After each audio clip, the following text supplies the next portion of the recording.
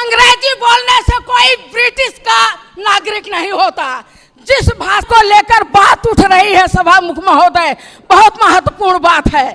कागज के टुकड़ा में कागज का जो नक्शा है उसमें कोर देने से हमारे नेपाल का जगह फिरता आने वाला नहीं है।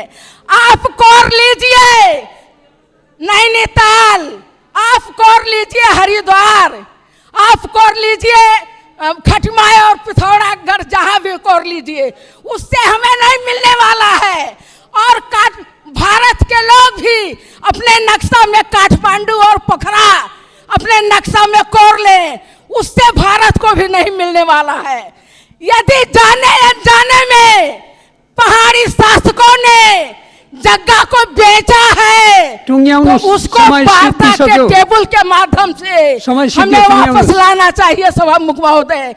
जगह बेच करके और नौटंकी करने से जगह वापस नहीं आता है।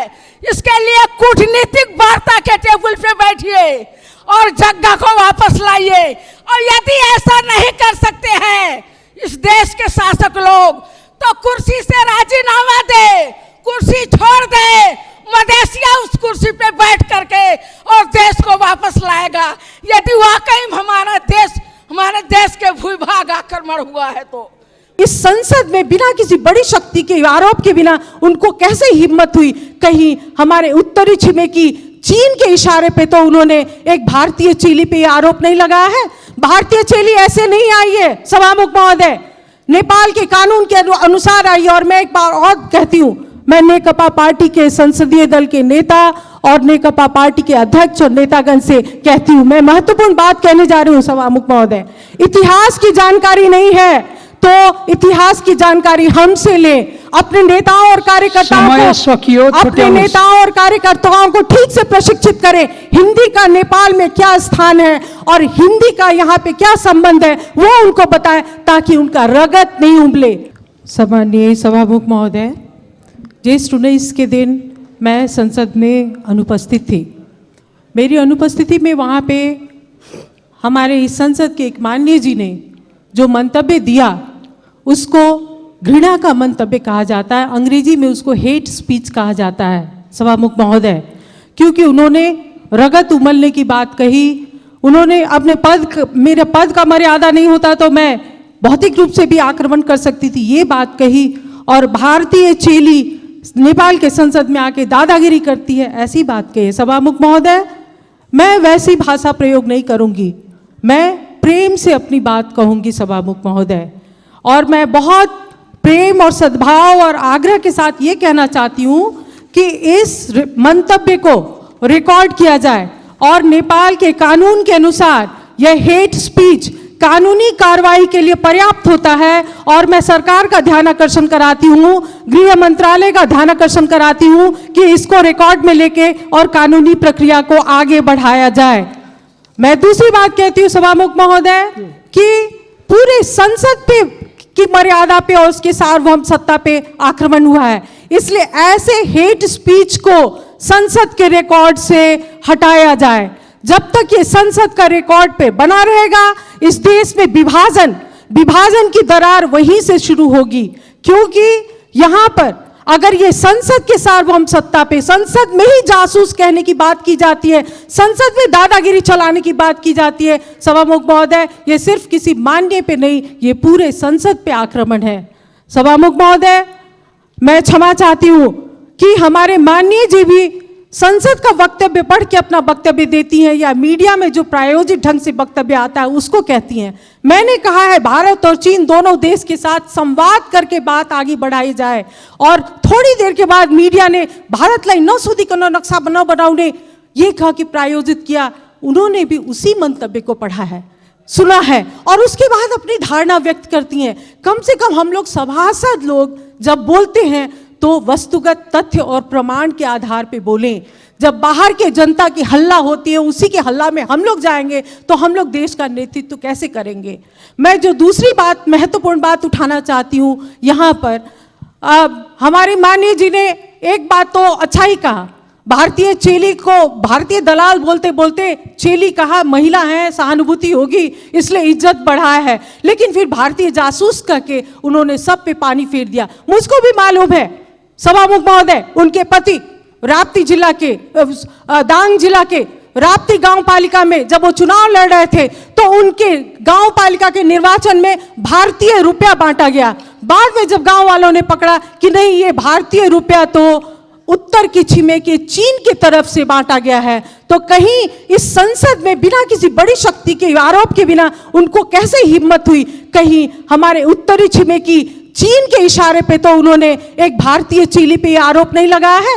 भारतीय चेली ऐसे नहीं आई है सभामुख महोदय, नेपाल के कानून के अनुसार आई। और मैं एक बार और कहती हूं, मैं नेकपा पार्टी के संसदीय दल के नेता और नेकपा पार्टी के अध्यक्ष और नेतागण से कहती हूं, मैं महत्वपूर्ण बात कहने जा रही हूं सभामुख महोदय। इतिहास की जानकारी नहीं है तो इतिहास की जानकारी हमसे लें, अपने नेताओं और कार्यकर्ताओं को ठीक से प्रशिक्षित करें। हिंदी का नेपाल में क्या स्थान है और हिंदी का यहाँ पे क्या संबंध है वो उनको बताएं, ताकि उनका रगत नहीं उबले। रगत बुद्ध के संतान का रगत नहीं उबलना चाहिए सभामुख महोदय, और रगत तो बहुत का उबलता है। जब मधेसी को भारतीय और भारतीय को मधेसी बनाया जाता है तो बहुत लोगों का खून उबलता है, लेकिन हम लोग ऐसे ही चांदी के चम्मच में हम लोगों को किसी ने सभासद का सदस्य नहीं दिया है। जनता के बीच में संघर्ष करते करते करते हम लोग आए। और अंत में एक बात और मैं कहूंगी, नागरिकता के विषय में उन्होंने कहा है कि हम लोग क्यों राष्ट्रपति होंगे, हम लोग समय मैं एकदम खत्म कर रही हूँ, महत्वपूर्ण बात है। तो मैं भी ये चुनौती देती हूँ, मैं चुनौती देती हूँ कि 2072 साल के संविधान बनाने वक्त में जब मधेसी सड़क पे थे तो उन्होंने आर्टिकल 279 लाके हमारे हाथ और पैर में जंजीर बांधी है। जंजीर जब तक रहेगी तो हमारा संघर्ष रहेगा, और हिम्मत है तो वो जंजीर को हटाइए और तब हम साथ मिलकर नेपाल बनाएंगे, नहीं तो ये बात तो चलती रहेगी सभामुख महोदय। मैं फिर से कहती हूँ कि इसको सभामुख महोदय रिकॉर्ड से हटाया जाए।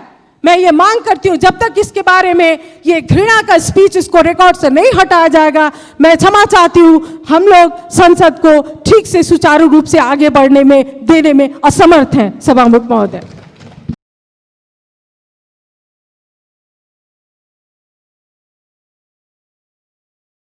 सम्मानीय सभामुख महोदय, 19 गते के पार्लियामेंट के बैठक में जिस तरह हमारे माननीय गंगा चौधरी जी ने जो शब्द का प्रयोग किया है उससे हमारी पार्टी का ध्यान आकर्षण हुआ है। मैं स्पष्ट ढंग से कहना चाहती हूं कि माननीय गंगा चौधरी जी को माफी मांगना होगा। माननीय सदस्य अहिले माननीय सभामुख महोदय, जो भी इस सदन में सांसद के रूप में उपस्थित है वो संपूर्ण प्रक्रिया पूरा माननीय सदस्य मर्यादित ढंगले बोल्नु होला त पर बस्नुस्। इसलिए मैं आपसे स्पष्ट रूप में कहना चाहती हूँ कि ये सदन जो है ये खून खौलाने वाला जगह नहीं है। स्तरीय भाषा में बोल्नु होला महोदय, यहाँ खून ठंडा करके बात करना चाहिए, और अगर किसी का खून बहुत ज्यादा गर्म होता है तो बागमती में जाकर छलांग लगाना चाहिए सभामुख महोदय। यहाँ किसी का अपमान करने का जगह नहीं है। सम्मानीय सभामुख महोदय, मैं स्पष्ट ढंग से कहना चाहती हूँ कि जिस तरीके से हम लोगों के साथ भेदभाव होता आया है, किसी भी बात का एक सीमा होता है, सीमा से बढ़ करके आवाज उठाया जा रहा, अपमान किया जा रहा है। हिंदी में जो बोलता है, हिंदी शब्द का प्रयोग उन्होंने कहा है।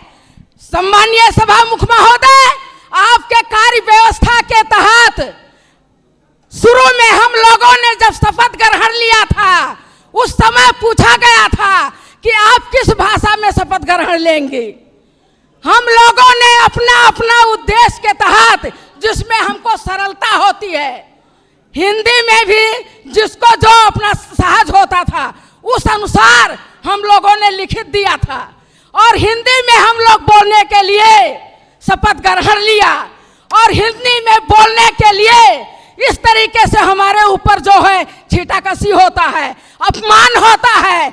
हम ये कहना चाहते हैं सभामुख महोदय कि हिंदी बोलने से कोई हिंदुस्तानी नहीं होता, अंग्रेजी बोलने से कोई ब्रिटिश का नागरिक नहीं होता।